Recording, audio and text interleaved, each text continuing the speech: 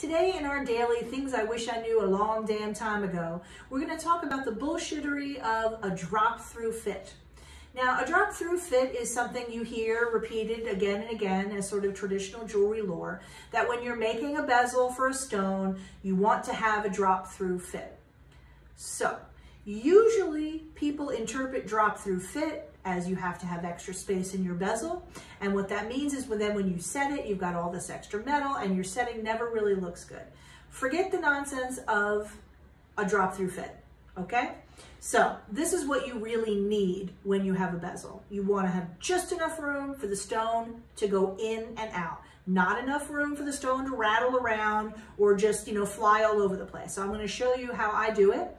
And I'll show you the adequate space that you actually need, which is probably a lot less than you think you need, which will make your setting way less painful. So I just have this nice little hessonite garnet round.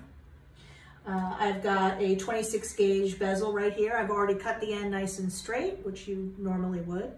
Now, when I make a bezel, usually I just start my curve right on a round mandrel like this, because I can just look at the stone and sort of guesstimate the right spot, and then I can slide it up or down according to whatever I need. So I'm gonna press on it with my finger a little bit. Now, incidentally, this first bend is the most important thing. You wanna make sure that it curves in the exact same curve as your stone. If you have a little straight like this and that little extra gap in there, you're never actually gonna get a really good fit. So remember that your first bend is really the most important. A lot of times what I do is I just take a dowel and I press the end of my bezel so that it really has a curve.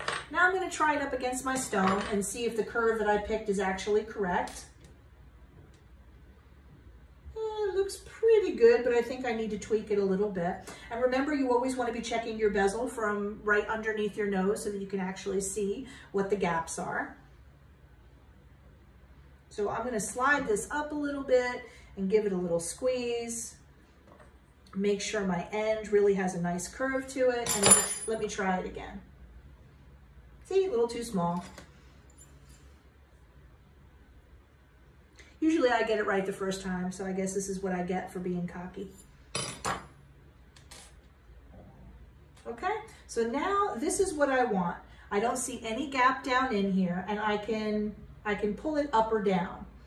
What I'll do then is I'll grab hold of it and I'll pull it around the rest of the way and squeeze it nice and tight up against it there and mark it. So forget about the whole drop through, it has to have lots of space. You don't want that. I'm gonna do a little close-up so that you can see this a little better, and hopefully it'll make a little more sense. So I've made my first curve up on my bezel mandrel, and you can see right here, I took a dowel and I pressed the end right up against that curve. It's essential that the first curve really matches the stone. If you leave it a little straight so that there's a gap in there, it's almost impossible later to get a truly close fit. Okay, so that's really your most important thing. So I've got my little end nice and curved in. It matches up against my stone, and it can catch it a little bit. That's what I mean about too much of a drop through fit. You don't want a lot of extra space in there. You just want to be able to get it in and get it out like that a little bit. If I can just take my finger and tap it out of there, that's absolutely fine. That's more of what you're looking for than something that'll just fly all over the place. Okay, so I've got my first bend right. I'm gonna hold on to it. And then usually for something like this, all I really have to do is take my fingers and pull it around. I can also use a dowel to press on it a little bit to make sure I don't have any space. But you see that? It just goes in and out. Maybe it catches a tiny bit. If I tap it with my finger, it'll pop back out. That's really the fit that you're looking for. So please forget about the whole drop through fit and start making bezels that actually fit your stone. Your setting will go a lot faster and you'll be a whole lot happier.